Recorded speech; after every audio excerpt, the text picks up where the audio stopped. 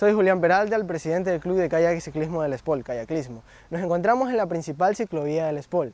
El Club de Kayak y Ciclismo se creó el 16 de mayo del 2014, cuando un grupo de estudiantes se reunieron y vieron la necesidad de practicar estos deportes, ya que en las vacaciones o en las materias que ellos vieron, tuvieron la oportunidad de hacerlo, pero ellos quisieron practicar algo más, tener más conocimiento y apoyar a la sociedad. ¿Por qué se creó esto? Es para aumentar el interés y la práctica de kayak y ciclismo en todas las personas de Espol, Guayaquil, Ecuador. Esta ciclovía, la principal del Espol, cuenta con 2.500 metros, en la que tenemos ascensos y descensos.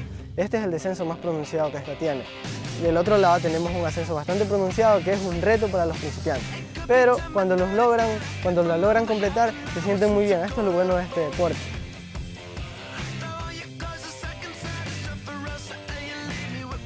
Esta de aquí es la ciclovía donde practicamos las personas que estamos en un nivel básico.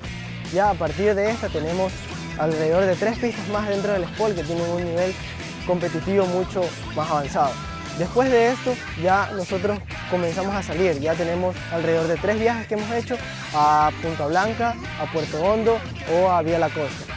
Para formar parte de esta aventura dentro del Club de Kayak y Ciclismo tienes que acercarte a las instalaciones del Coliseo y hablar con el capitán Mancheno, o si no, escribirnos en nuestra página de Facebook con nombre Kayaklismo. Estamos con Julián y vamos a ver qué pasa más adelante. Vamos a andar por la ciclovía y a grabar todo el recorrido.